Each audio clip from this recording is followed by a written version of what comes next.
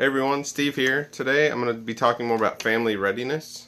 I did a video a little while ago called Short-Term Emergency Readiness. I thought I kind of hastily did that video and I wanted to come back and do it over, basically do it over again to touch on some more things that I had thought about. So let's just get right into it. The first thing that I always look at if I know a storm's coming or there could be possibly some civil unrest due to political stuff or man-made stuff, whatever. I always check the gas in the cars. Now I know there's two people in the world. There's either that person who waits for the gas light to come on and says, I got another 20 miles, no big deal. Or there's that person that runs 5 gallons of gas out of their car and goes and fills it up again. I'm on that side of the fence. I like to fill the cars up, keep them full, topped off. You'll never know when a mandatory evacuation may be called, and everybody's got to get out of one area at one time. When that happens, there's just traffic jams everywhere. You're going to need a full tank of gas to get to where you need to go.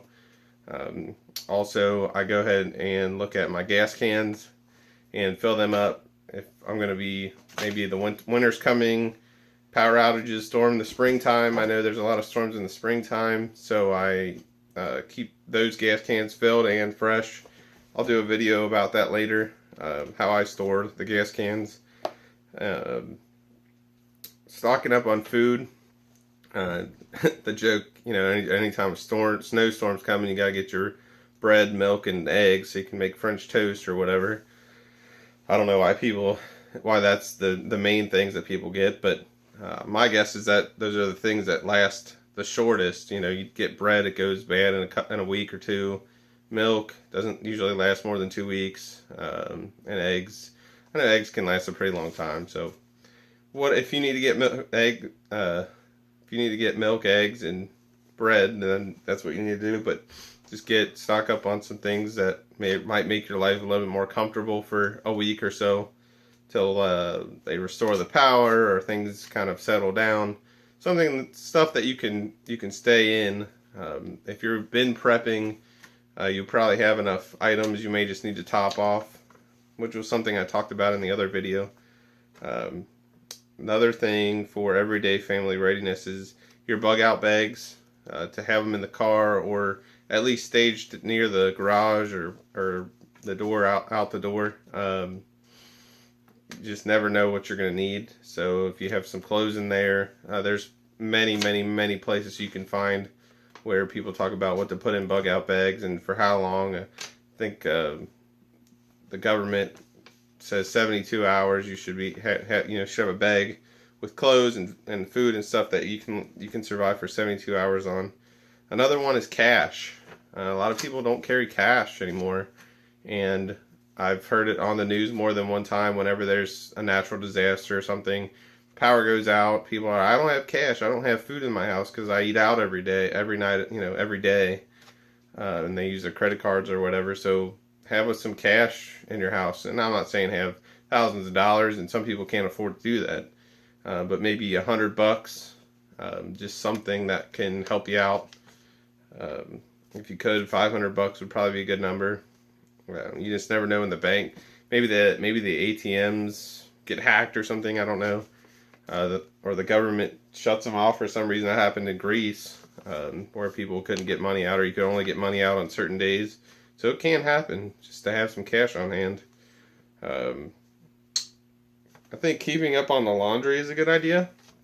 I know, some people just hate doing laundry. I hate doing laundry. I try to do some every day, just to make sure, I think it's easier to do a small load than it is to do a week's worth. Also, having clean laundry, if an event happens, well, you're good on laundry. You don't need to worry about that. And then you can do that week of laundry after they get the power back on or whatever. You have clean clothes. In the winter time, maybe some kind of alternate heat source to think about. Wood for your fireplace if you have a wood burning fireplace. I do. And the most important, water. There's been a few events where the water supply has gotten contaminated around the country, and cases of water start flying off the shelves. If you have a couple of cases already stacked back, you know something's coming, maybe you get 5 or 10 more cases. Usually they're pretty cheap. Like I think I just paid like $2.79 a case at Aldi's. So just get 5 or 10 cases extra and stack them back. So that's just kind of a few things that I thought about, just to be prepared every day and have your family prepared every day, just if something goes wrong. Some other things to think about would be like a communication plan.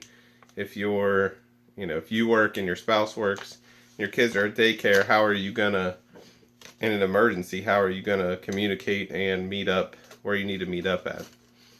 Luckily for us, I'm stay-at-home dad. My wife works most of the time only 5 minutes from home, so it shouldn't be a big deal. We're pretty lucky on that. So, but I just wanted to give you guys some stuff to think about in the event of an emergency. There's no reason not to be prepared. Food's pretty cheap. Water's cheap. It's just sometimes some things take some doing. Your bug out bags or your emergency survival bags, whatever you want to call them. So that's pretty much all I got to say. If you have anything else to add or comments, questions, go ahead and post them down below. And thanks for watching.